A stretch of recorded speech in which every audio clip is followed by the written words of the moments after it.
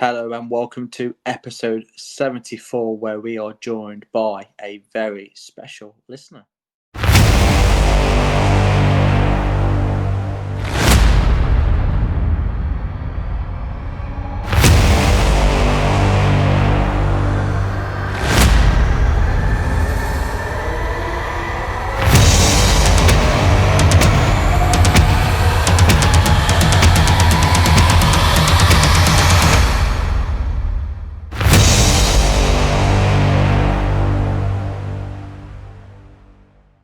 Episode 74 is underway, and as always, joining you from aboard the Gaze Eccentric is me, Jack, and my co-pilot, the ever so charming and master of Star Wars knowledge, it's Jimmy.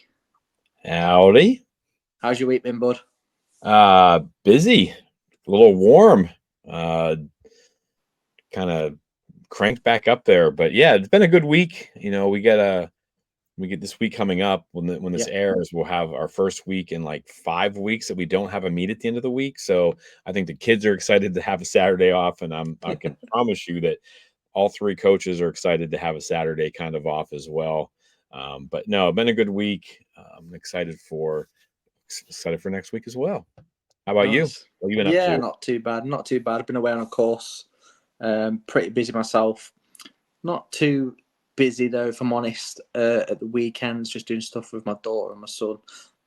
Big news, James has had his first taste of American football. So he had a little tryout Saturday.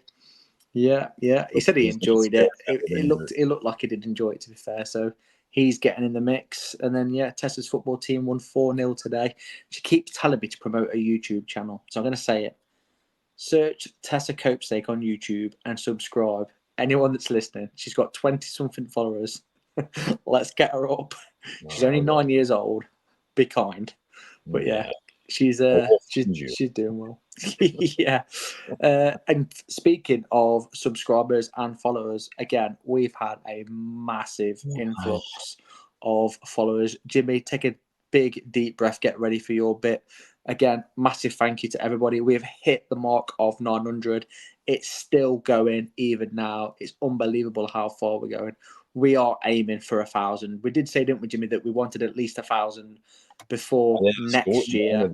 Before next year. So now the goal is before the end of this year, which we're well on track for. So massive thank you to everybody that's joining. Jimmy, it's your time to shine, buddy. There's a lot of names to get through. Let's go. All right. Again, right off the bat, apologies to everyone, listeners included. I'll go through these as fast as I can.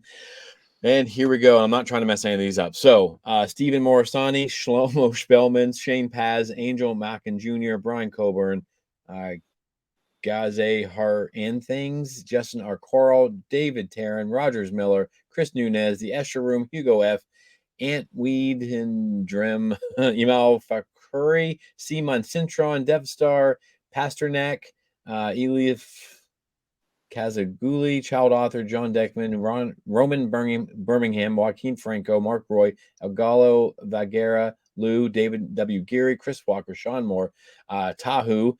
He's a guy from Australia that comes in and joins us on Tuesday nights usually. Cody, Benji Spector, Gabriella Pirata, Stella Toe, Nick Kazak. I'm so sorry, people. Pierre Anderson, Betty Ramos, Jose Lujan, Princess Umbrowan, Bull Redfeather 1, Jim Zach Hornack, Catherine Steff, King David, Mike Aerosmith, Will Luther, Mike O'Shea, Labera Gap, Gabriel Hen, Leishon, Cynthia Etta, Wilfredo Rosario, Diane Lima, Luis Canales, Wendy Fisher, Alone on the South, and so many more. I apologize to all of you for what I've just done. Yeah. Excellent job, Jimmy. As always, remember to like, share, and post it everywhere. Every Star Wars friends and family. Explore the Force, Facebook, Instagram, TikTok, X, Threads, Blue Sky, and YouTube. Please remember to subscribe. Again, it's just one word, Explore the Force. Like I said at the start, the community is growing rapido. If you want your name butchered by Jimmy, jump on, join, and he will butcher it next week. Again, thank you to everybody that is joining. And let's head over to this week's Force Encounters.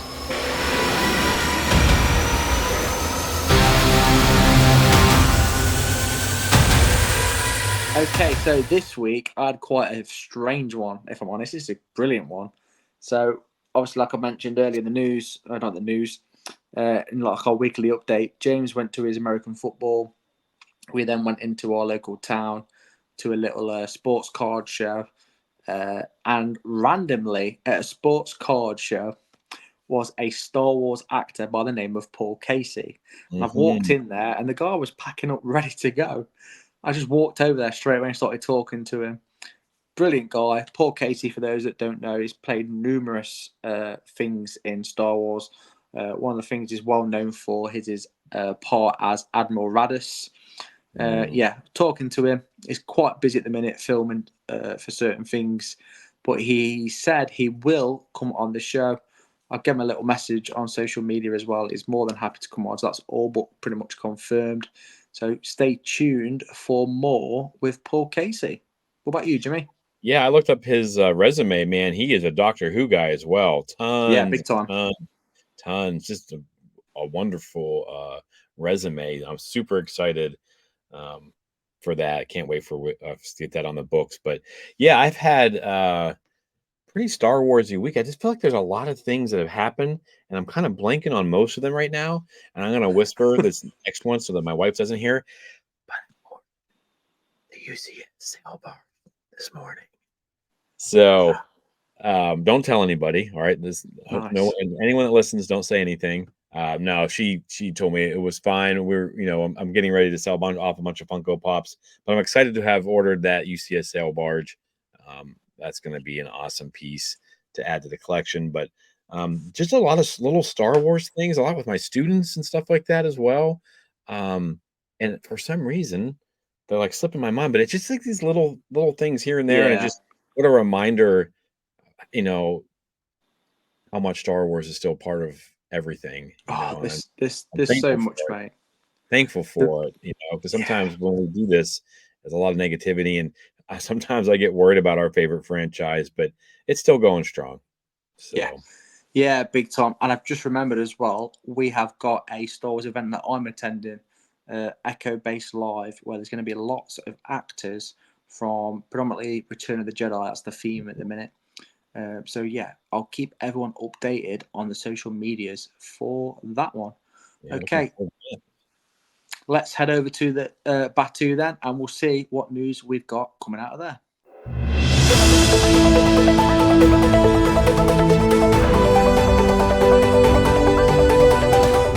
All right. First off, Disney's are apparently exploring a second series of Kenobi revealed in LA Comic Con. There was talks that it might be in the thought process. Yeah, I think they already have the material they need. They it's just need to coming. use John Jackson Miller's book. I mean, Yeah, they you have it. said it. I mean, it's there had to be some tweaking because some things that they did at the end of Kenobi will throw off a little bit of that book. He's communing with Qui-Gon quite a bit, or he's talking to Qui-Gon. Qui-Gon's not really talking back, and it's not canon. It's Legends book, but man, there's so much in there, and I think it'd be really, really good. Some of those aspects, though, they'd have to change, but I think there are some things they could do. But yeah, I think I'd be down for it. How about you, Jack? Oh, 100%. Absolutely 100%. I enjoyed watching it. I definitely think it's in the making. Like you said, I know you're a big, massive advocate of the John Jackson Miller stuff. It's got to come. It has to come. And why not? Why not? Yeah, I mean, they have a rough outline, even if they don't use everything in the story. And Luke's not really involved. Kenobi never leaves the planet. It's a mystery. It's it. I think there's a nice twist in it. Yeah, It's got stuff with Jabba the Hutt and things like that. I mean, I think they could nail it, and they could add some stuff to it. Oh my gosh! yeah. I mean, the There's a thought nice of it. canvas to work on. Yeah, I mean, yeah, they wouldn't even have. It's not like they have to recreate the wheel for this. Like sitting right there in front of you. So. Yeah, But what do you got yeah. for us? Yeah, so Outlaws has apparently sold 1 million. However, Oh yeah. they've actually delayed, Ubisoft has delayed their new Assassin's Creed game to work on essentially making Outlaws a better product. Now, this sort of makes me happy and sad that it breaks me that people get away with this. In my personal opinion, is they're giving us a game that's not complete at a full retail price. That's not right. Oh, That is yeah, not right. that's a rough price for that. I'd rather they delay it than push it out there at the retail price when it's completely done. So many times have we had games, Cyberpunk, No Man's Sky, where they've been released and it's not what they've said, or it's just bugged to death. Yes, and they declared that gold, which meant it was ready to go the beginning of August. And I was like, oh, they're gonna like surprise us with like an early release or something. Now, some of the things that they're fixing are complaints that like some of the storylines are too hard and things like that. And we've covered that. So that stuff I think is kind of BS on the fans' part. Like, get better at the game if like I'm a terrible gamer, but I get through it. But some of the stuff, like you said, some of the bugs, and I know you had a lot of issues that I didn't have. But yeah, I mean, it's cool that they're going back and fixing it for the people that have already paid for it and continue to play it. Again, I have not had the time. It sits there every time I'm sitting down to work in front of the TV. I'm like, man, I just want to turn this on, but I want to have a couple hours to dedicate to it. I feel like there's a rhythm to that game. And but yeah, I'm excited to get to it. It's just sitting there like gnawing at the back of my mind, like get to this game, get to this game, get to this game. So yeah. Have you beat it yet? Not quite. I'm almost there. Yeah. Okay, I wondered. So Moff Gideon actor Giancarlo Esposito said Dave Filoni and Jon Favreau have a new vision continuing on with Mandalorian movie. My sense is that's all going to converge at one point or another, and we're going to have another set of ... a trilogy or more of films, potentially a trilogy. Yes, please. I think he slipped something he weren't supposed to. Yeah. He gets pretty wound up and excited when he's talking Star Wars, so maybe Yes. or sometimes I wonder though, like how when they let things slip, if it's on purpose or he's slipped this I want to see the unintentionally. video. Have you seen a video of this? I haven't seen the video, but how it's worded, and I know it's cropped up a few times now. And with what I've read, my perception and honest belief is there is a trilogy coming, and he's accidentally on purpose said it. Well, I mean, is that just adding a movie to Dave and John's movies? Like, is that going to be like, is it a Mando universe trilogy where we knew we had Filoni's movie coming? We know we have Grogu and the Mando, and that's kind of like Favreau's baby. And then we had like the Ahsoka thing. Is that like those two movies plus like the big bad ending? Is that the trilogy he's talking about, or do you think there's like maybe a trilogy of like Mando and Grogu trilogy or something? Yeah, I think it's going to be a Mando Grogu trilogy. All right, I'd be down for it. I just 100%. Want Star Wars back on the big screen. I know, and it's been released everywhere in the UK, like Return of the Jedi, Empire Strikes Back. It's all been up on the big screen up and down the country. I've seen a lot of people posting on on social medias, and then some other groups that we're part of. Everyone is sitting down to watch them, and yeah, I love going and seeing the old films, and but man, I just want to see something new, something, just I just want to see some Star Wars in the dang theater. Sorry for strong language. Terabast. Yeah. Yeah. Who knows, buddy? Who knows? But yeah, that. Well, I have one more thing too. I'm sorry, I should have added this though. So I was super hyped for that. And everyone who says we love everything Star Wars, here's some negativity, I guess. Not negativity. Maybe I had built things up. Like we always say, we're our own worst enemy. Yeah. I got the new, the Battle at Jakku, the Insurgency Rising comic book. Oh, yes. And I don't like it. And I'm bummed because I was super pumped. I thought it was going to go somewhere and it was going to connect all these things. And the person I thought was on the cover was not actually that person. And it's just like, again, this is 100% my own fault. So I'm not going to sit here and be like, Star Wars, Star Wars fans are the worst fans. My fault. I got my own self built, hyped up that was Gallius Rax on the cover. And it's just some other Moff or Admiral or something. And it's just like, Yeah. I don't know. And again, it's just getting started. It wasn't the start I wanted. I have not finished the Inquisitors. That came out on Wednesday as well. That 4-run of magazines, the 4 episodes or issues. Sorry, Yeah. I actually Yeah. never said that right. I've got to work on that. The 4-issue run of the Inquisitors. It looks really good. I know Vader's going to show up in this one. I have read the first one and it's decided to wait till all 4 of them are out, binge them. But I'm looking forward to diving into that this evening before my Steelers kick the heck out of the Dallas Cowboys tonight. But well, you guys can make fun of me on Tuesday if I was wrong. But but yeah, I'm gonna have to say I'm a little disappointed in how, because this is the next thing. Like this is the next. We just had 50 issues of between Empire and Return of the Jedi, and then this is starting off, and I thought there's so much potential, and I don't feel, maybe it's just going to be a slow burn. I don't know, but We'll see. I will say that the only reason I'm bringing this up, first off, my own fault. This guy's fault. I'm pointing to myself. If you're listening to this on the podcast, 100% my fault. But I felt like it was kind of, I don't know, a little disappointing maybe.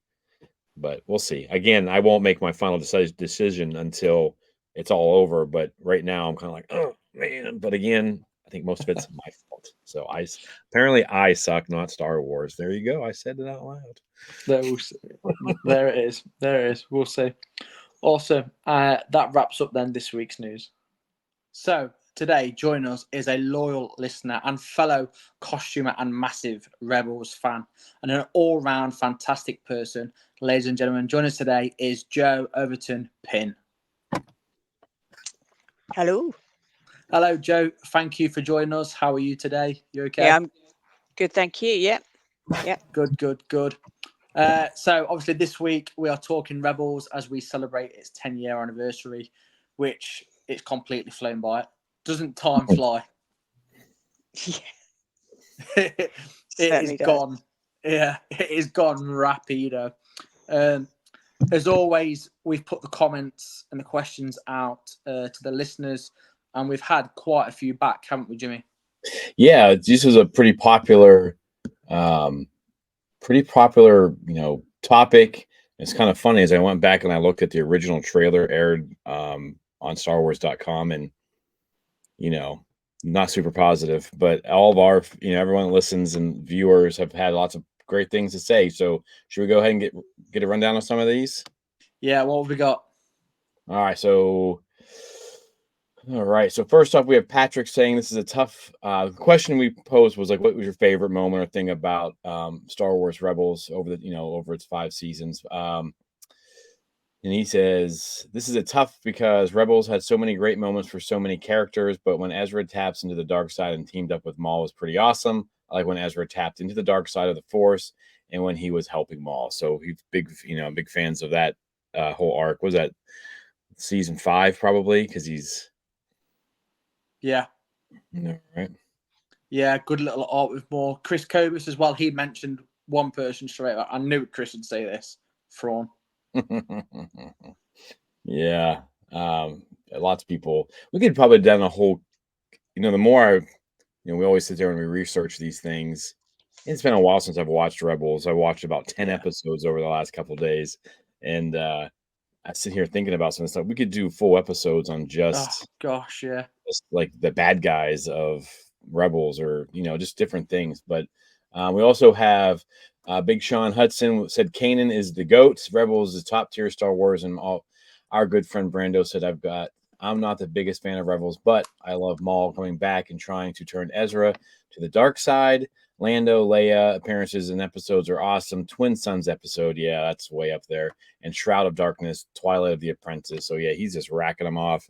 Sean's a big fan of Rebels. So yeah. Lots of awesome moments. As always, there's so much more comments, but this show's going to go on forever. So we just chose just a couple just to get the show up and running again. Joe's here. Joe, how big of a Star Wars fan are you? Tell us a little bit about yourself. Well, it was the first film I ever saw at the cinema. So on the 20th of December, in London. I can't remember which cinema. 1977. So yeah, God, and I have been invested in the franchise from that moment. So yeah, nice. it makes me feel old saying that. Yeah. Okay, Joe. So tell the listeners then a little bit about yourself and the history of Star Wars for you. Yeah, well, Star Wars was the first film I ever saw in the cinema, age 6, on the 28th of December, 1977, in London. I can't remember which cinema it was. That was a long time ago. And I've been invested in the franchise ever since. So I've collected the toys since then. As you know, Jack, I'm a fellow member of the UK Garrison. With my first costume was a snowtrooper. But this year I've managed another 3 costumes. So my Imperial Gun and my Navy Trooper and my TIE Reserve. And I love that. It was that was my 50th birthday present to myself. Was my snowtrooper armor. Nice. I'd always wanted to do it. I'd tried building costumes before and failed miserably, and then the Garrison showed me the way. So yeah, it's been great. And I'm now an armorer. I'm now one of the snowtrooper armorers. So it's good. Awesome. And I will eat up any Star Wars media at all. Every TV show. I love it all to varying degrees, but I love it all. There's nothing I hate, So I don't get enraged about what people say is poor storytelling or Yeah. shallow characters or cheesy acting. I love it all. I turn into that 6-year-old again. Become wide-eyed and just suck it all up like a sponge. That's exactly what it's all about. I love it. I absolutely love your positive. Yeah. I knew you're completely the right person, especially for Star Wars Rebels. I know you're an absolute massive fan. Oh, I love it. I love it. It's so, and it's funny because I came late to Rebels. I was Same. as you know, Jack, I've had breast cancer a couple of times, and the first time when I was recovering from surgery, that was back in 2020. I was in bed with a laptop watching Rebels, and I watched Clone Wars and Rebels. I watched Rebels first, then watched Clone Wars, which is, I know it's a bit ass about face, but and I loved it. I love it, and it's just more Star Wars, and I think I'd very wrongly almost dismissed the animated series. Yeah. Because I thought they're just going to be kid stories. There wasn't going to be, but they're not. They're not. There's some incredible themes that run through them.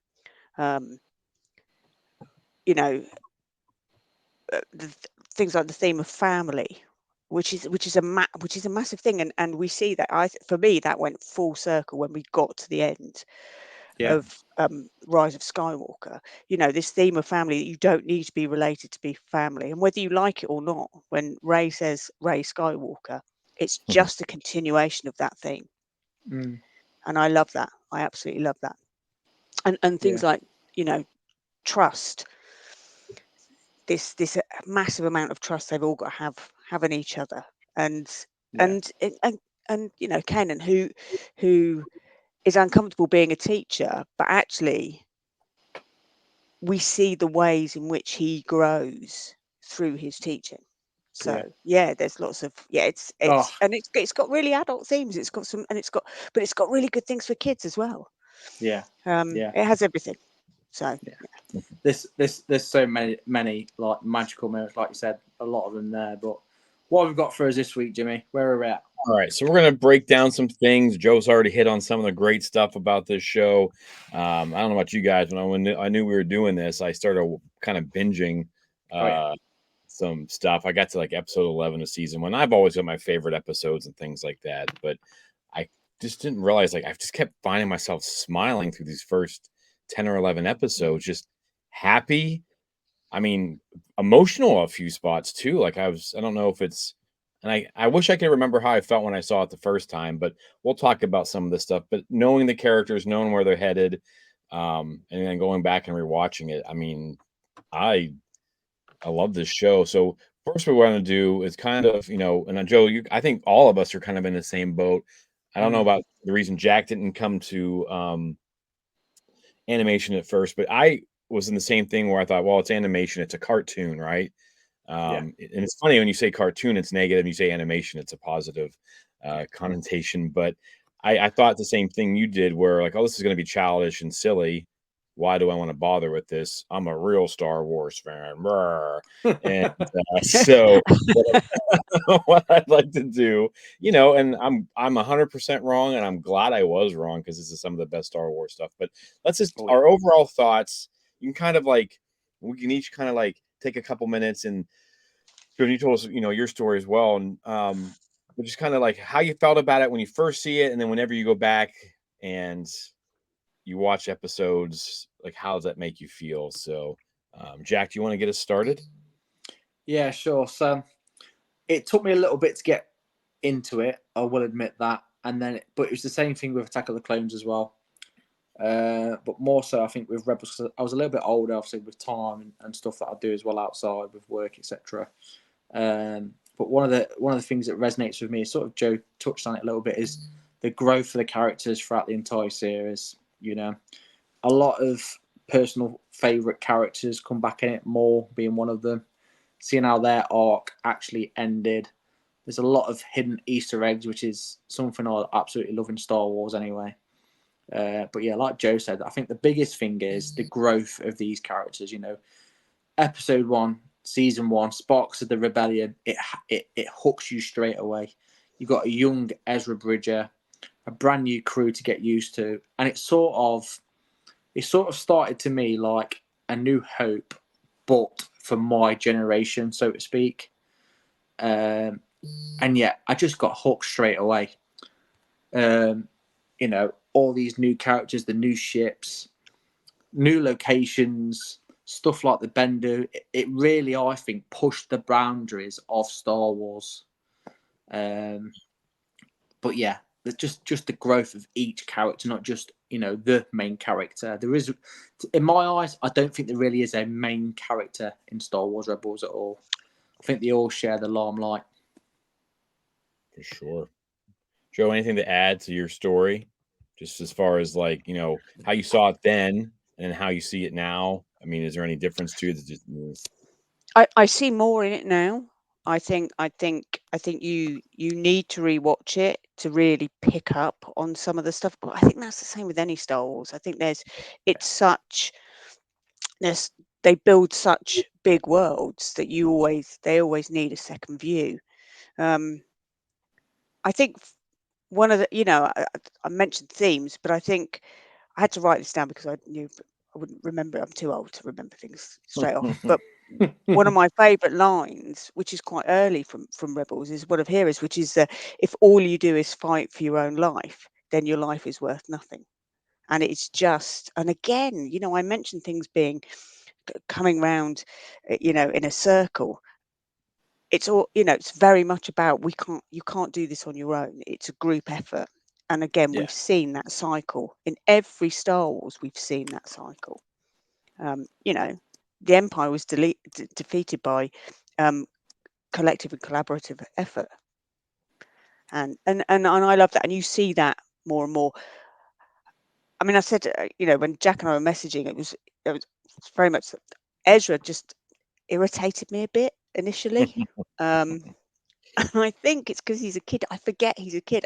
It's like with Sabine. I forget how young Sabine is. Yeah. She's what, 16? Yeah, because Ezra was only 15 in season 1. He turns 15 entire day, so yeah, and he's just an irritating kid for a few episodes. But he grows into this incredible young man, which is a lovely thing to watch. Yeah, it absolutely is. Yeah, I kind of just echo the things that you guys both have said. I found it later on, and like I said earlier, watching it then, I honestly I can't remember my thoughts. I know I liked it. I know I was enjoying it because I was like buying the episodes individually each week to watch them because I didn't have access to like the XD or whatever. I think I was buying them on like Amazon back in the day or something. But I found it and loved it, and then I'm going back and just rewatching. I've gone back and I've rewatched Twin Suns probably 47,000 times. But there's just a lot of it, and I forgot how much oomph there is just right off the bat. To the first 4 episodes of season 1, just I mean, so much happens, so much, and there's so many connections we'll talk about later on in the canon connections part. And I kind of wish that I had time to go on through all 5 seasons and just categorize all these things Yeah. that connect. Because I mean, we got connections to Andor, which seems insane. We got connections to the Last Jedi. I mean, it's just, and that's in the first 4 or 5 episodes I've witnessed things. But yeah, I love it.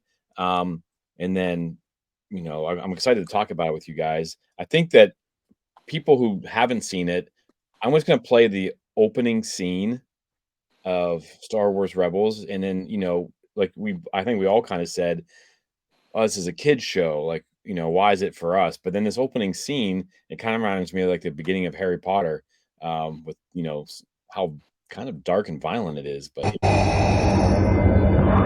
the Jedi Knights are all but destroyed, and yet your task is not complete, Inquisitor. The Emperor has foreseen a new threat rising against him. The children of the Force. They must not become Jedi. Yes, Lord Vader. Hunt down this new enemy, and if they will not serve the Empire, eliminate them along with any surviving Jedi who would train them. This is my master's command. And so it will be done. I mean, that's the beginning of the show. Let's go out and kill all the kids and the Jedi. I mean, I was kind of like, what is happening? I forgot that's how it opens, and I was kind of stunned. It's all a bit King Herod, isn't it? Yeah. My goodness, yeah. And I kind of went straight to like, the beginning of like the Harry Potters, where both parents are killed, and all these things. Like, man, sometimes you overlook these things because it's so much fun down the road, but you forget how dark and crazy it started. Yeah. So, we've just gone through our overall thoughts. Sorry. Let's talk a little bit about these main characters, and we can just kind of, touch on them. Like Jack, like you said, not necessarily one main character. And I think some seasons more people were focused. They all have gotten their own episodes. So let's just go ahead and we can start with who do you guys want to start with? Like Ezra? Let's go with Ezra. Yeah. Nice and steady. All right. So, Joe, you want to start us off with Ezra? Because we know how you feel about him. How do you feel about him at the end? So you've seen that. You get a nice break. And then we can also touch on like Ahsoka and stuff like that too, if you'd like. If you if you want to be able to pull that into it. Totally up to you. I love Ezra, and Ezra also, I talked about things like trust, but there's also trust versus duplicity in there, which we see very much, where Maul causes Ezra to question what's right and wrong, and you see his journey to becoming, a Jedi and a hero ultimately. It's interesting to see the way he matures. So he doesn't irritate me anymore. He only irritated me for a few episodes. I'm glad that's good, because I've been a long 5 seasons. Plus whatever. Yeah. I wouldn't have managed any more seasons, to be honest. What about you, Jack? How do you feel about Ezra? I think out of everyone, he's probably up there, and then this is the whole Star Wars universe that has the biggest growth in character. Dave Filoni says he made him to be portrayed him to be a con artist, which, we meet Ezra. He's a 14-year-old orphan. He is a con artist, or comes across as a con artist. By the end of Rebels, he's sacrificed his own self for what he believes is the greater good, or for other people. The difference between the start of Rebels and then when we see him again in Ahsoka is absolutely massive. And I love the fact that we see somebody that is not so much interested or dragged or pulled in, but they explore the light side and the dark side. So you as a fan or a viewer, you are seeing both sides of the coin, if you like. And you sort of get on board with it, and you can understand why it's not the right thing to do, the dark side, so to speak, when he's with Maul and stuff like that. I love his creativity as well, with his lightsaber, turn it into a blaster. He is such a character. Eman Estevandi in Ahsoka portrays him perfectly. I was a little bit surprised that he didn't have a lightsaber, or he used one. I was a little bit by that a little bit, but obviously he does get to use one. But overall, as a character, I thought it was perfect. Fits the whole Rebel storyline, I think, so to speak. And yeah, it's just not perfect. Nothing's ever perfect, but it's not far off perfect to me for a Star Wars Rebels character. Yeah, it was pretty good, Jimmy. What about you?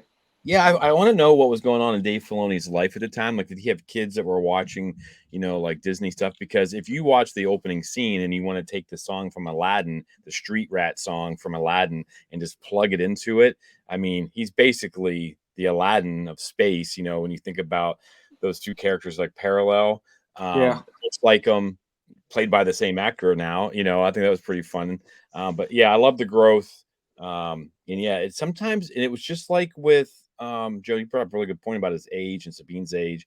When we saw a live action Ahsoka played by, was it Greenblatt, that young girl played young Ahsoka in the Clone Wars. It kind of was like a punch in the face, like, wow, it's like a 12, 13-year-old in the middle of war. And you don't think about, because it is animation sometimes. Yeah, it's different, isn't it? Yeah. So, when you take the age and you sit there and you think about this kid's 14 years old when they first meet him, he's on his own. How long has he been on his own? But yeah, like you said, growth, awesome. He learns, he becomes creative. I'm excited to see how I'm excited for the future of Ezra as well, like in the live action stuff. I think is, because you still got Dave Filoni writing that character.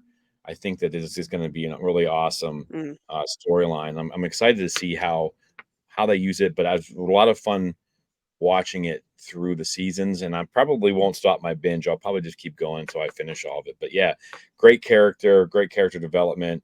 Kind of like you do too, though. I felt like I was a little bit annoyed. I might just be the high school teacher in me coming out and being like, just do what your teacher says. But they never do. So, but I thought it was pretty cool. Let's talk about his master, Kanan. All right. Wow. Kanan Jarrus, Caleb Doom. Brilliant. Yeah. Joe, do you want to start us off with Well, I mean, like I've already said about Kanan, he's interesting in that he, you see the way he grows and he learns, from his teaching. So where a teacher grows through teaching is really important. It's just a really interesting thing. Yeah. What I love about him is that it's almost like when he's blinded, he can see. That physical loss of his sight allows him to see so much more. For a man who's had his own insecurities and fears, and it's like he sees the light when he loses his vision. And of course, the most hurtful and emotional bit of Rebels is the episode Jedi Knight. Where we see him and Hera finally express their love for each other, which is very quickly undermined by an Imperial attack, which he doesn't survive. So, and I'm a woman, I'm a crier, so that's a messy episode for me. I'll tell you what, I was collecting some videos for today's stuff, and I watched that scene, and I was like, oh, like, yeah. It just gets you. It's like a knife in the heart. It's horrific. Big time. It hits you. I mean, that's credit to Freddie Prinze acting and then the writing. So yeah, I agree with you. Just an awesome journey. I think that he really sums up Jedi, because you can be a Jedi master or Jedi Knight, but you learn best when you're teaching things, and his struggles almost paralleled with because they go into the tunnel, they go into the Jedi Temple on Lothal, and he's got to be taught by Yoda at the same time that Ezra's being taught by Yoda, and just they're going on this journey together, and the Bendu teaches him a lot, towards the end, and like you said, though, I think you're right. He finally sees when he can't see. But Jack, how do you feel about Kanan? I know because when we talked, like one of your favorites. Same as Joe, to be fair. I know, like Joe said, like she's a woman, she cries, but it almost brought me to tears as well. Almost. When he sacrificed himself, because the whole background behind Kanan, his master, oh gosh, what was her name? Depa Balaba. Yeah, she sacrificed herself for him as well. So, he's sort of doing what his master did. But he doesn't want an apprentice either. He thinks he's not up to the task. He goes for the whole thing. Yoda's guiding him as well, which even pulls on more heartstrings. My favorite character more blinds him. Even me, I'm like, why'd you blind him? Why? And just you see the relationship between him and Hera. Obviously, they have a son, Jason, as well. He is for me like, I think the most modern Jedi post the High Republic / Old Republic / Phantom Menace era. I think if Jedi's continued after the Phantom Menace, there'd be a lot like Kanan, a lot more emotions controlled. I think him and Anakin are like two different ends of the spectrum, where Anakin couldn't really control his emotions, granted, for what he's been through. But Kanan could, but he still learned to love and sort of not get away with it, but, it's sort of, well, he did get away with it, really, because it wasn't really a Jedi Order. But, yeah, it just goes to show, he was wise beyond his own years that he actually realised. And, yeah, I absolutely loved Kanan. Absolutely loved Kanan. Awesome. All right, how about, let's just continue with this poster. How about Zeb? What do we think about Zeb's journey, his character? Are we going to see more of him in the future? Zeb. I think we've had a glimpse of him in live action already, and I was so excited to see that. That was just, are we really going to see him? He looked good. He looked great. He's just a cantankerous old bugger, isn't he? I love him. I've got a real soft spot for the cantankerous. So Chopper and Zeb, love them. Yeah, it's a pretty cool storyline too, the way they built it out, and they do these little hints. Again, I wish we had time to, or I had watched it more, through more than once or twice, but these little hints of who they are and what they are and what's coming down the line for them, really well thought out. I mean, it shows you that Star Wars is capable of a good through line and good plot lines and good storylines when they have the right people running things. But like the whole, this whole background of the Lasat and everything. I love this character. I mean, sometimes he was up there with me with Ezra as being annoying, because I'm like, how old are you, man? Ezra's a teenager, and you're screwing up missions constantly because you guys are like, messing around. But yeah, in the end, you love him. He's one of the crew, and I'm super excited to see him. Was at Mando season 3? We saw him, and he looked phenomenal. So I can't wait to see. Hopefully they figure it out so we can see some movement and things like that, not just him sitting there. But yeah, I think he's a great character. Jack, you have anything? Yeah, he's fantastic. Like all of these, to me, it's like, obviously you've got I call it the original crew of like Leia, Luke, Han, Chewbacca, C-3PO, R2. They're like the original crew. And the Rebels, like I said, that's like a different generation's A New Hope / original to the crew. He comes across as the Chewbacca that can talk. Really, because he is to me. And they've all got such unique storylines. And Zeb, he really has. When he, what's that episode now? But basically, I can't remember the episode's name, but where he's stuck on that icy moon of Barin with Kalis, and you see him develop there. He's got a bit of a softer side. Because when you first meet Zeb, my initial thoughts were, you're a bit of an ass. Like, you are a bit of a bully sort of thing. Yeah, just muscle. Yeah, and it's like, it does remind me of if Chewbacca was like that a little bit towards Luke, that's how he'd be, but it's not, because he has got a really soft side towards him. Obviously, his species has just been, he thinks they've been wiped out. But yeah, Zeb's the muscle to me. He's the Chewbacca of this crew, and there's a lot of depth behind Zeb, and I think that's all down to Dave Filoni and the creative writing behind him. So yeah, I seen him on live action, fell in love with him straight away. Big fan. Hopefully we see more of him as well. I don't want that just to be it. Yeah. And I think the response to him was very, very good. And I think we, as a result of that, we're seeing other characters that are like him. I mean, look at Wrecker in Bad Batch. Yeah. There are some real similarities with the character of Zeb. Yeah, no, I mean, I think that kind of big, tough, but big heart, but big muscles, Yeah. plays well in the Star Wars universe. So yeah, awesome. I hope we get more of them. I hope we get more of that character. Love the fact that they brought back the voice actor.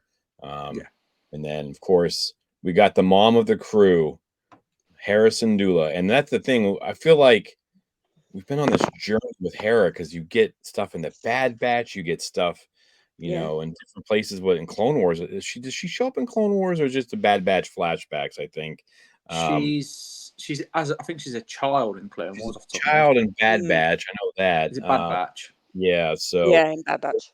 yeah, so just the mom of everything, and that continued in the Ahsoka show when she has to bring Ahsoka and Sabine back together, and she's a space mom. But and then just the stuff she's had to deal with. How do you guys feel about Hera? I thought she was a great character. Vanessa Marshall does an outstanding job bringing that character to life. But yeah, Joe, how do you feel about Hera? Yeah, she's a brilliant character, and it's so nice to have seen her move into live action in the Ahsoka series, but also little things like with the crossovers, and I think it's in Rogue One where you hear her name mentioned over the tannoy. Oh yes, that's awesome, right? And you're just like, oh, and just little things like that are great. And I think she brings in a part of Rebels which I think is different to a lot of other Star Wars, in that it allows characters to talk. They just talk about their feelings. They have these moments where they can just take time and express themselves, and we don't really see that in any other Star Wars. That's a good point. And that's very much brought on with her, and with that maternal thing. It's that connection and communication that they have with each other, and obviously over the course of all the seasons, that's why they become so close. Yeah. Oh yeah, I never thought about it that way. That's excellent. So Jack, Hera. Yeah. I think between her and Sabine, you could probably argue it with Ezra, to be fair, as well. But between her and Sabine, I think Hera is the one person that you really see how the war has affected somebody in the galaxy. Straight from Ryloth, really early on, because you get lots of backstory in other series or whatever. You see how it's been invaded, her part to play. We see her as a young child, then we get to this stage. Well, before that, obviously, you get to the stage now, then the stage of Ahsoka. You really do see how far Hera as a person has developed and grown up. And she's completely different in Ahsoka. She is obviously the mother of a crew in Rebels, but then we get a different mother, I think, in Ahsoka, where she really is focused on just Jason. Yeah. I would argue that she's not quite a female version of Han Solo, in my personal opinion. I see where people draw the similarities from because of the piloting skills, etc. But I don't think she quite is a female version of Han Solo at all. I think she's her own character completely. That's very, very well written, and she's got a good backstory behind that you do see develop in different stages, and you can sort of pinpoint the point where she changes from just a civilian to a rebel. I think is the best way to put it. I've not heard people make that comparison, but I would have to agree with you. I think she's her own character. I think maybe the piloting thing, but that kind of moves us into Sabine then. How do we feel about Sabine Wren? This is going to bring a lot of Mandalorian lore to the forefront. With her family and the Empire and everything like that. So where are we at with Sabine? She's a big character. She's definitely a big character. I think she's force sensitive if you delve into it a little bit. But again, she sort of, like I tried to earlier, you can see where she sort of changed to that rebel, that rebel-esque, where things are happening. Obviously, she joined the Imperial Academy as well. Sort of went not undercover, if you like. She's very, very smart as well to build weapons and stuff like that. I think she's an integral part of the Ghost Crew as well. Like, she is so key to a lot of things that happened in a lot of episodes as well. I think she's a very, very powerful female character of Star Wars, not to be underestimated. And I think we're going to see a lot more of her as well in Ahsoka Season 2.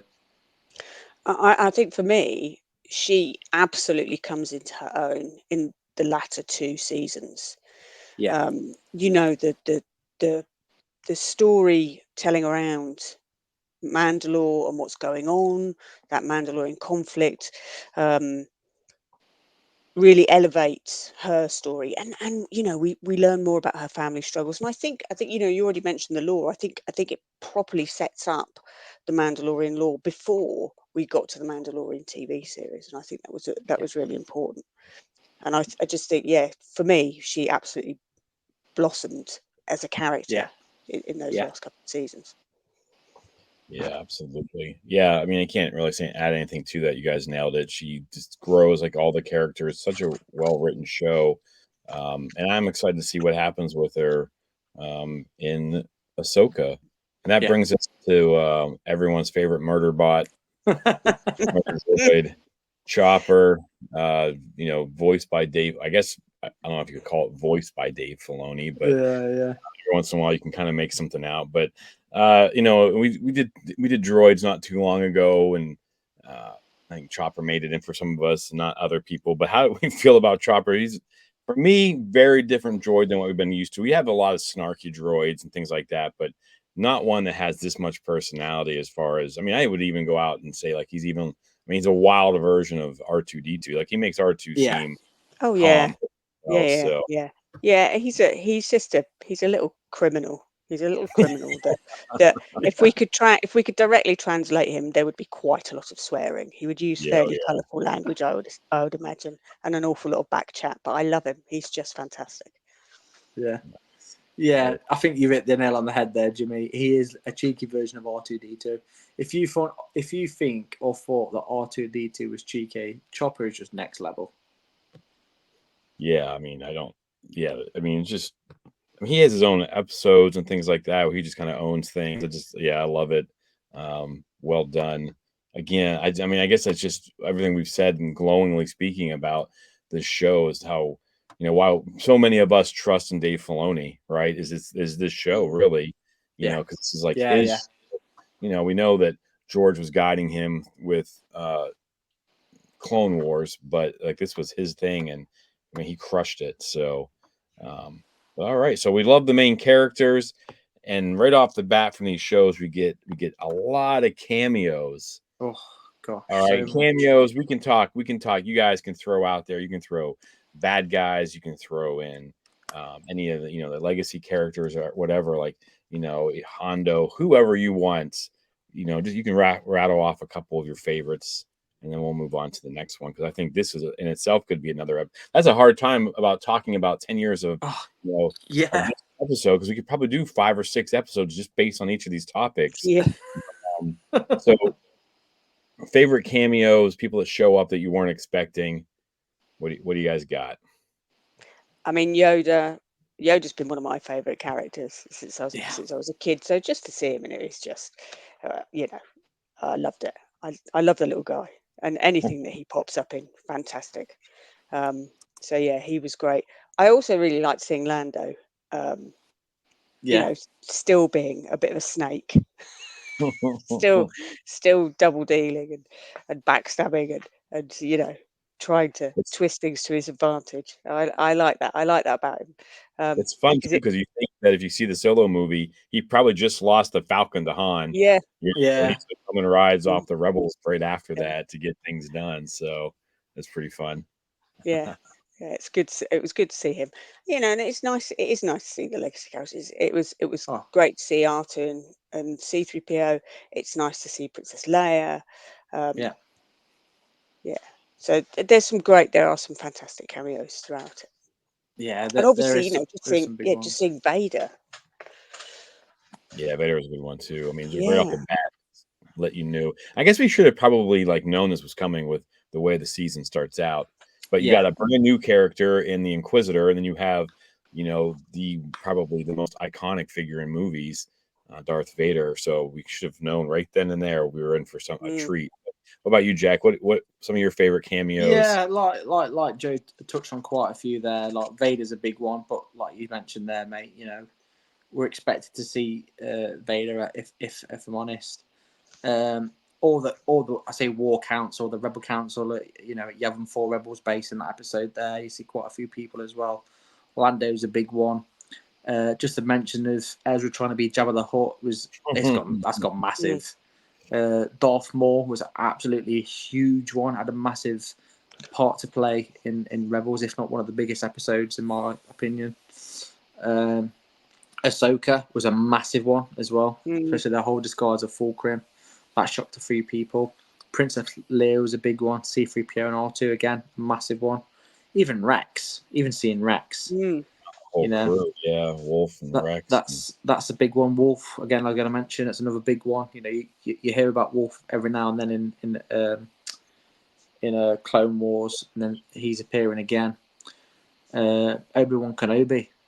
Yeah. Even seeing him towards the end is quite a big one. Yoda, yeah, anything with Yoda is huge. But yeah, there's so many little cameos. Trying to think as well what else caught me. I was like, whoa, trying to think. Yeah, But you mentioned Maul and the joy with what Rebels did for Maul was it just fleshed him out completely. It just gave us, this really rounded character, and we just, I guess, understood him a little bit more. Yeah, Whether that's a good or bad thing, I don't know. But I feel like Maul was very Shakespearean character, right? Just his journey is so because it's just like if one thing had gone right for that poor guy, the Jedi had found him. Like we say a lot on this show, he would have been an amazing Jedi, but things went the other way for him, and just his stuff with Kira and Crimson Dawn. So, but then again, another character that you probably wouldn't have thought as a cameo now. If you'd another character that's a cameo now, looking back to who it isn't now, is Bo-Katan as well. Like that's quite a big cameo for Star Wars Rebels with the lead up. What we know now of Ahsoka, having Bo-Katan in Rebels and what happened with her in Rebels, that's huge. Yeah, about like Mon Mothma and Bail Organa. Yeah. Ones there, and Bail is like because Bail shows up in that same episode with R2 and C-3PO. Yeah. Comes in later. We get Saw Gerrera as well. Saw Gerrera, yes. Storytelling in this, and none of it was forced. I don't feel like any of them. I obviously, like I said multiple times now, as I'm rewatching. I'm actually on the Lando episode. I was just finishing that before we got on, and I was like, oh man, this guy, I love him. But you can see it. Donald Glover playing him. Hopefully very soon, and does that character. But yeah, just so many good and not forced cameos from all these main characters and really drive the story forward. So everything just flows. Yeah, they did a really good job.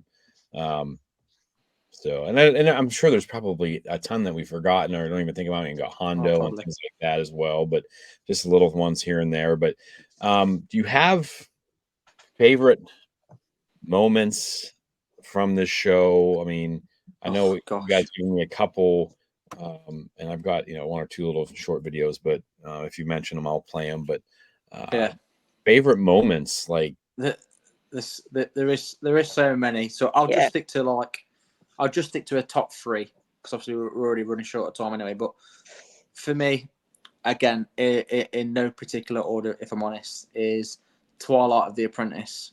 Vader versus Ahsoka, and they both realize, I say they both realise, but they both realise who's who. As in, she realises it's Anakin, he realises it's Ahsoka, and there's that little moment where you think, oh, they're not going to fight each other. Then they do, and it's like, oh wow, and the whole thing's coming down. You're thinking, what is going on? I think that's a big thing. Again, the next one, I know it's going to be one of yours, Jimmy, but I'm going to have to say it. It's Twin Sons. Like, that is phenomenal. But again, with Kenobi and Maul, it's closing Maul's arc perfectly with how it all started to now how it's finished. Kenobi killing Maul with the move that killed Qui-Gon Jinn, essentially. It's absolutely huge, but it's so subtle in how it's done. You wouldn't really realise it unless you'd really stood it. With that scene when it first happened, people were like, "Oh, it's it," and then they break it down for you, like, "Oh, yeah, wow, it's so big." And then my last one, because obviously I could go on forever with Rebels, is I'll probably say family reunion and farewell, because that hits hard. That is super, super emotional.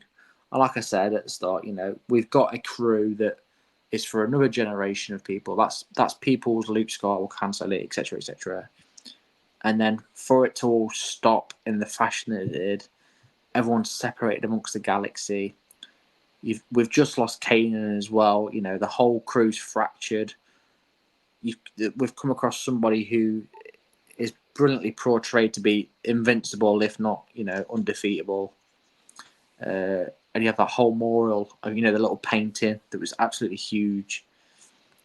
And yeah, it's just that, I think that really hits home, and it just is a perfect ending for an incredible series as well.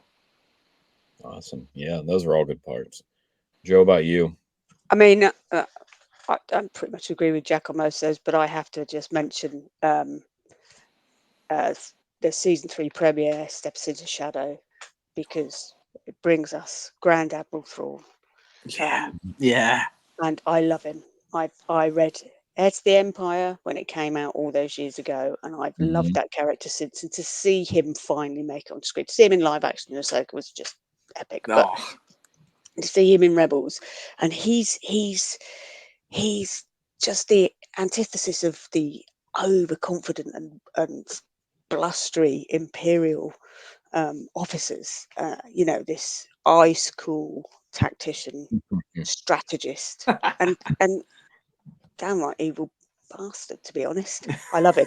I just love him. He's and it's a weird thing, isn't it, to have an alien in a position of power with the Empire. It's this weird juxtaposition, and I love that about it as well. Yeah, they did a good job with that. I mean, the more, say, recent trilogies with Thrawn, when Timothy Zahn, comes back and basically, makes him canon again, I guess you could say. Yeah, like there's, he struggles, coming up through and things like that because of that. And it's a fun look. Yeah. It also builds up that character. The fact that he's able to overcome that situation, in the Empire. So, I think, all of those are awesome. I think one of my favorites is the Bendu. I think that's getting massive. You just here. You heard my call. Good. Your imbalance woke me from a deep slumber. Imbalance? Your presence is like a violent storm in this quiet world. You're a force wielder. But you're not a Jedi. Wielder? Jedi and Sith wield the Ashlar and Bogan, the light and the dark. I'm the one in the middle, the Bendu. I think that scene has set up so many things to happen in Star Wars. Yes. It takes it out of just Jedi and Sith hands, and it makes the Force that scene made the Force even bigger in my eyes, as far as, and we got clips of Dave Filoni saying that, the Jedi and the Sith are just people using the Force. And of course we have the High Republic that shows a lot of different things, especially in phase 2 of the High Republic. We had in the Acolyte where people lost their dang minds over it, some of it mired in hate, unfortunately, but some of it people not understanding. But if you see that episode, that 30-second clip right there, everything in the Acolyte makes sense because it's not just a Yeah. Jedi. And I think that, people, obviously a lot of us are investing a little bit more than people who just watch the movies and things like that too. So we can make some of these connections, but all the stuff from the High Republic phase 2, when they're on Jeddah and doing all these different things in the comics and stuff. I think that scene, I know people love the Bendu, and I would probably cry if I saw it live action, but just changes Star Wars almost. Because you never think about the Force really outside of, I know there's some stuff in Clone Wars too, though, that do it. They have this episodes with the journal, with the wills and things like that, but there's little episodes like that I think get overlooked sometimes. Everyone's like, oh, that's a cool character, but what it means for Star Wars and the Force, I think, just takes it to another level. So that's probably one of my favorite moments. That's a great show. So, but yeah, and then finally, any canon connections, and I'll give you guys an example. Listening, again, first 11 episodes I've been able to get through. Callus says the same exact thing that was a Deidre Marrow says in Andor, where all these little things are happening all over the place, all these little insurgencies. So that might be the start of something bigger. They did way back then, and of course they're going to use it in Andor. They make that connection where. And it's just like it brings live action and it brings a TV show that has nothing to do with these characters, and it just kind of smushes them all together. And I think that it's pretty awesome. And then, of course, the Spark of the Rebellion, you can tie that into The Last Jedi. Or any like canon connections that you guys made, or things like that. And then we'll probably have to wrap up because, we haven't even scratched the surface either, though. There's so much with Rebels you can go into, but again, canon stuff for me. You've got arguably the biggest one is Project Stardust, when they speak about that. Yeah. That's a massive one. A big one that sort of doesn't go under the radar, it's quite obvious, is the Geonosis stuff. When they go back on Geonosis and they see where Saw Gerrera's team's been wiped out, it's just a lone Geonosian. So you sort of find out what's happened to Geonosians since they've sort of they've had their use, and that's it now. And then just the other obvious ones really is Ahsoka speaking to Anakin and Rebels and not Rebels, Obi-Wan, and it reflecting back to Duel of the Fates is probably a big one. But for me, one of the biggest connections to canon is either the Geonosian one or Project Stardust. Very cool. I guess it could also come as part of the cameos, but isn't it? But when we see Wedge. Oh yeah. We see Wedge. Training as a TIE pilot, and Sabine. Yes. Turns him to their cause, and that's great. That's just it's just a lovely little connection, and to see how he went from being a TIE pilot, because we see so many of the rebels, aren't they, that they're just they've been to the academy, they've been to the Imperial Academy, they're completely disenfranchised with it. They realize how evil the Empire is, and they're joining the rebels. And we now know why he's such a great pilot, because he was taught to fly a TIE fighter. He's a big pilot. Yeah, that's a really good one too. That's a brilliant one. Kind of slipped my mind about that. You forget about some of those characters that pop up throughout. Yeah. I know he's not like a legacy character, but he is important. He makes it through, and then we see him again, and at the end, in the Rise of Skywalker. he comes in and helps save the day one more time, so we get to see him. Yeah, he's all the way through. It's great. It's great. Awesome. A really good one. He's appeared almost as many times as R2 and C-3PO. No, that's fair point. So big battles and things like there's so many connections. I feel like we barely even scratched the surface, but we've talked for almost an hour about Rebels. Maybe in their 15-year reunion, we could just. I was worried. We're sitting there. I was making these questions. I'm like, man, is that going to be enough? And I feel like we probably so much. an hour just on the 6 main characters or cameos. Just an absolutely wonderful show. I feel like it pulls a lot of things in. I hope more people give it a chance. Because I'm sure that there's a lot of stuff being pushed out, this week and next, with it being 10 years. I'm not sure if Disney's done anything for it or not, but they should have done more. And I'm very much, I was a convert to it, and of course I watched Clone Wars at the same time while I was recovering, and for me, whilst not Rebels but Clone Wars, the finale of Clone Wars is some of the best Star Wars content you can see. It's amazing, and Rebels is the same. There's just some fantastic stuff in there, which you just need to shout loud and proud how good this is. It's such a great series. Yeah, excellent. So, Jack, any final thoughts on Rebels? No, like Joe said, if you haven't watched Rebels and you're umming and ahhing, just watch it. It connects so many dots.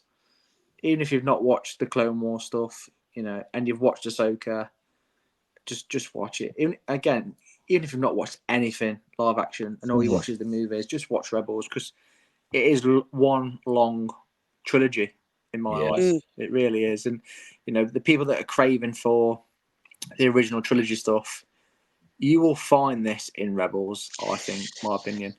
And you make a good point there, because what Clone Wars did was it took lots of different stories, lots of different characters, whereas Rebels we are focused mainly on these 6 characters and their stories and their story arcs, and that's an amazing thing to watch. You got 2 questions. I'm not sure if they're easy questions or not, and then we'll wrap this up. One, do you feel like, you guys have kind of said it, and I think you've already answered my question, but is this crew the new legacy characters? I mean, are they up there with Skywalker and Solo and Princess Leia, for the fact that we have actually spent more time with these 6 characters than we have with the, would you be willing to put them up there as legacy characters? Against that original trilogy. And particularly with the live action Ahsoka, because I think season 2 of that will just extend, or we're just extending Rebels with these live action shows. So I would. Leads me to my next question. Were you happy with how they brought them into live action, and do you think that I think you just gave us your answer, I haven't been displeased with any of it. I know some people criticised Thrawn and the way that Thrawn looked, but it's Lars Mikkelsen who voiced him, and I just don't think anybody else could have done it with the menace that he brings to it. I was really happy with the live action. There's some of the episodes were a bit slower, but ultimately, I think what they left us in a place where there's so much more to explore with these characters. So I'm pretty hopeful for season 2 of Ahsoka to drive that story on further. Jack, what about you? Both questions. No, I'm with Joe completely. The only thing I've got a gripe about, and it's not a massive gripe really, it's just I think it's more to do with what happened in The Last Jedi / Rise of Skywalker. Is I just wish these Jedis that we've followed for so long would just pick up a lightsaber and go, you know what, I've been out of the game for a while, give me my saber and watch me go.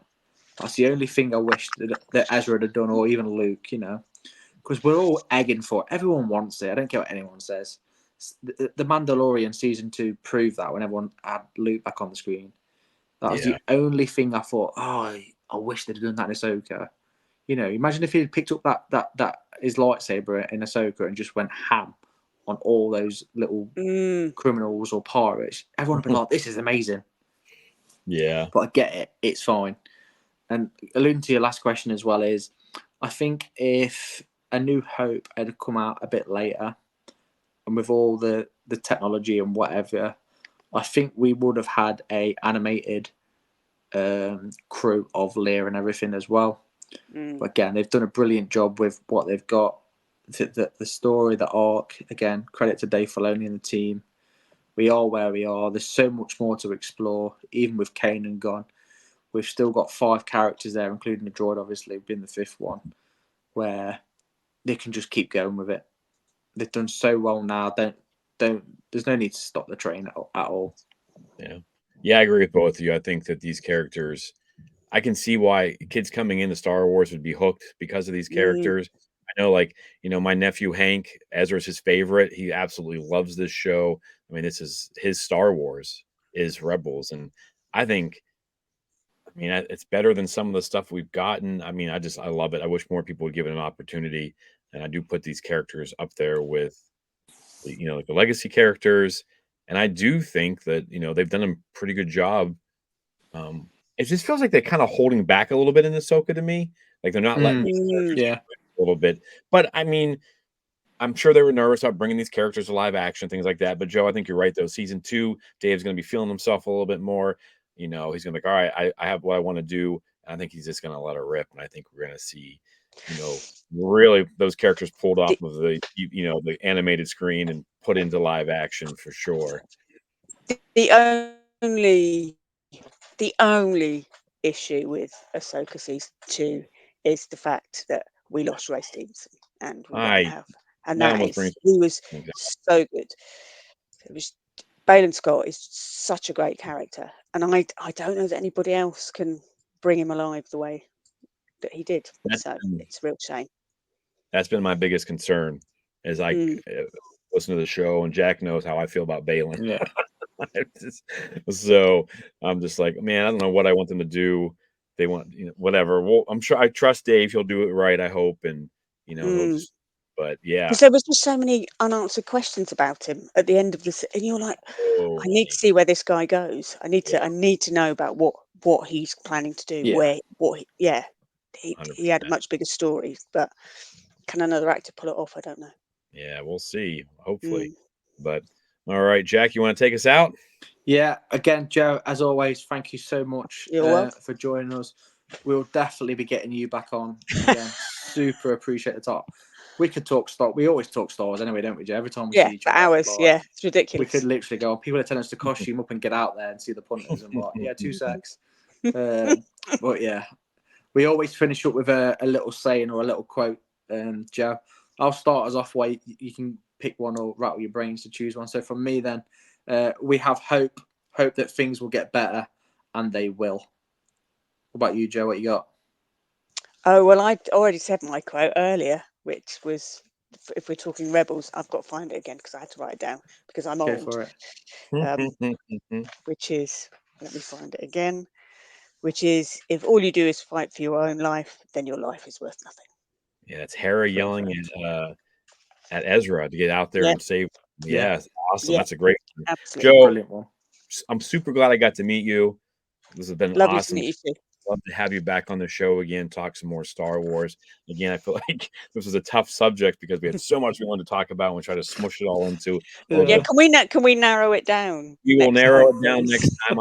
I underestimated all of our love for the show. But for all of us, and again, Joe, thank you one more time. But for all of us, we have spoken, and we'll see you guys next week. Thanks so much.